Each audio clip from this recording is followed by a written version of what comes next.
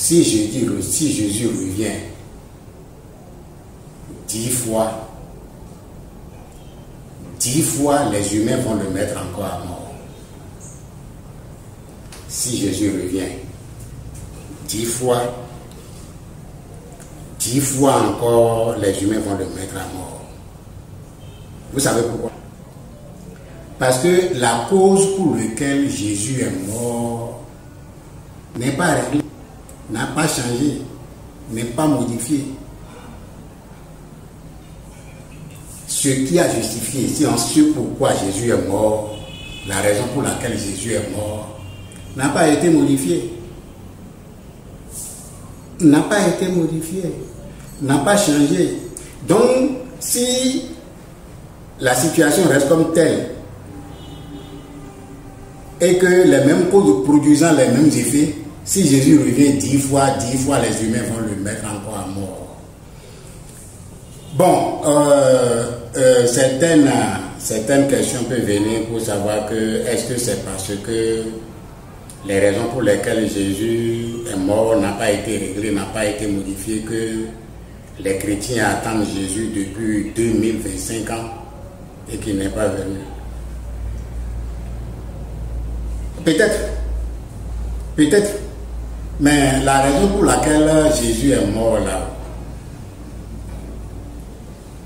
tout le monde connaît. Parce que tout le monde connaît que Jésus est arrivé avec un nouveau message. Un nouveau message qu'on appelle la bonne nouvelle.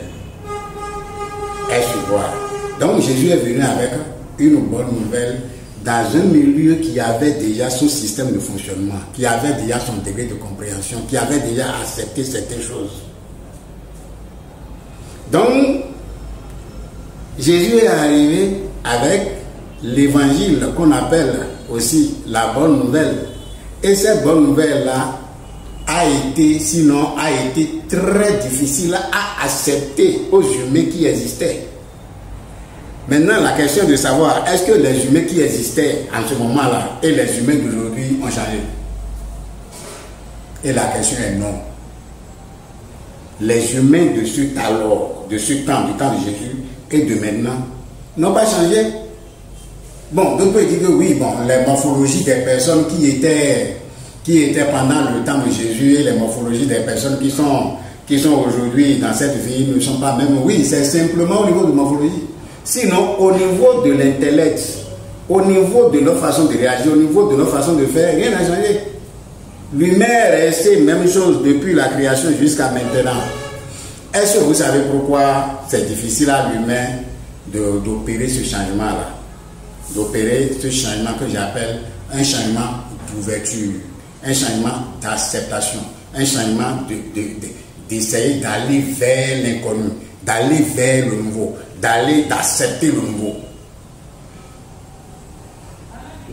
Le problème de l'humain est là, est au niveau de ce que la capacité d'accepter du nouveau par rapport à ce qu'il connaissait, par rapport à ce qu'il vivait, est un trait.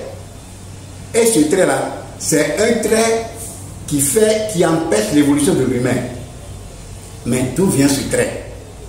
D'où vient ce caractère? D'où vient cette façon de faire?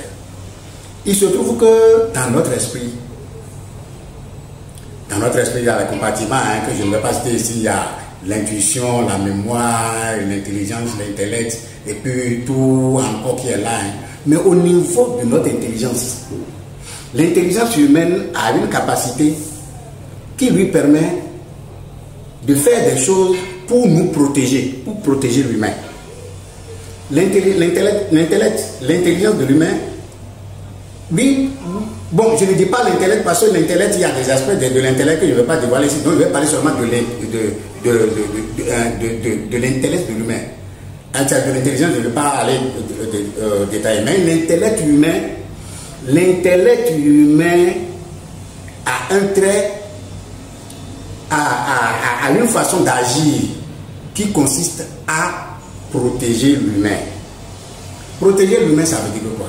Ça veut dire que les choses que vous avez acceptées, les choses que vous avez reniées, les choses pour lesquelles vous avez été indifférent, toutes ces choses-là réunies au niveau de l'intellect l'intellect vous guide dans le sens que vous-même vous avez choisi.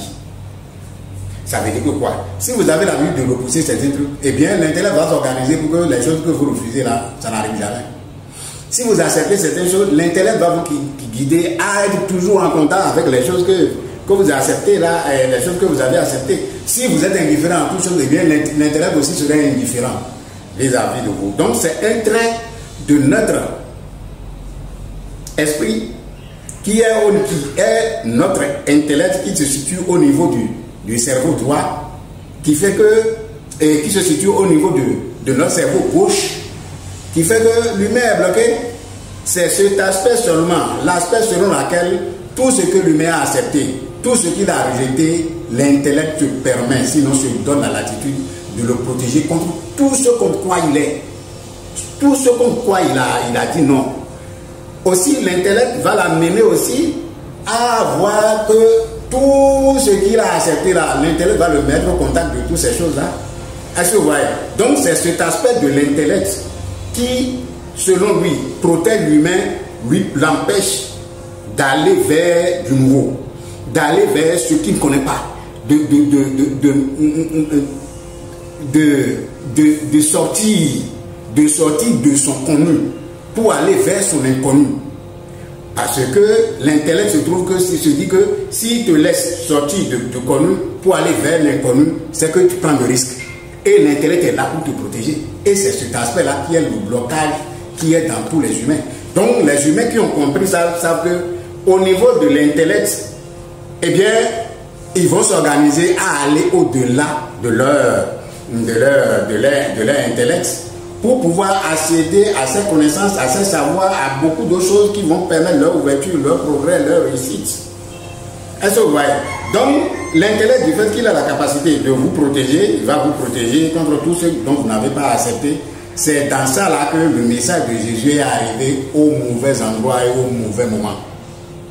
Parce que les humains qui étaient présents là, en ce moment-là, n'étaient pas prêts à accepter ce genre de message, n'étaient pas prêts à accepter de cette nouvelle connaissance, n'étaient pas prêts. Mais comme du fait qu'ils ne sont pas prêts, quand le nouveau message là vient et puis vient avec une forme de pression, c'est comme l'intellect se sent menacé. Et quand l'intellect se sent menacé, eh bien, l'humain devient agressif. Et ça même, tous les enseignants expérimentent ça. Tous les enseignants expérimentent ça. Et moi-même, je suis en train de vous parler. Il y a des moments quand je donne des enseignements, les gens voient que leurs religions sont menacées. Les gens voient que leurs religions sont menacées et puis ils deviennent agressifs dans leurs commentaires, agressifs dans leur parler. Ce n'est pas leur faute. C'est le conditionnement de leur mental là. C'est le conditionnement de leur esprit là. C'est leur intellect là qui les voit soumettre à des choses qui peuvent menacer leur sécurité. Donc ils deviennent agressifs. Et ça, je comprends. Est-ce que vous voyez un peu? Donc c'est un peu ça. Donc l'humain doit comprendre que son intellect est son blocage. Parce que l'intellect doit le protéger comme tout ce qu'il ne connaît pas. Donc, c'est cette affaire-là qui a causé la mort de Jésus.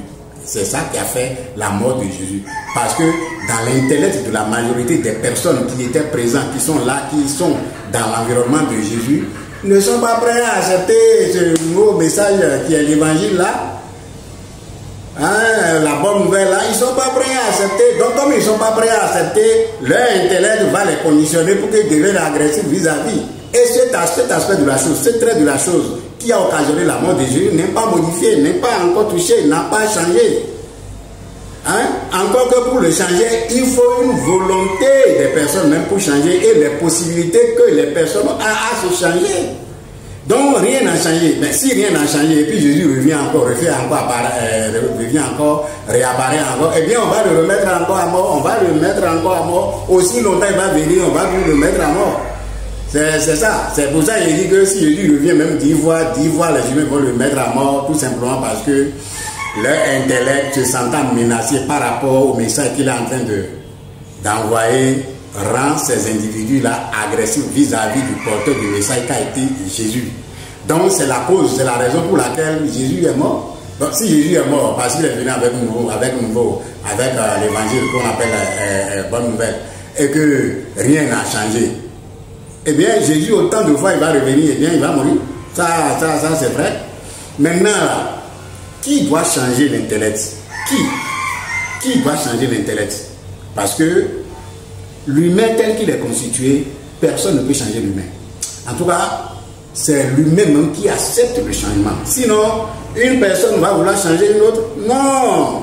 C'est ça. Le message que je suis en train de donner maintenant, c'est pas comme je suis en train de vouloir changer qui que ce soit. Non. Mais j'attire simplement l'attention pour montrer aux gens que si, jusqu'à présent, le niveau pour lequel Jésus est mort, ce niveau-là n'a pas été touché, la cause de la mort de Jésus n'a pas été corrigée, et bien si Jésus revient 10 fois, et bien 10 fois, on va le tuer. Maintenant, qui devait changer les humains? La personne qui doit changer les humains, ce n'est pas l'humain qui doit changer l'humain. C'est l'humain même qui accepte son changement. C'est lui-même qui accepte de se changer. Sinon, personne ne change l'humain. Maintenant, il y a ce qu'on appelle le créateur, le Dieu créateur que nous connaissons, qui est la source de tout ce qui existe.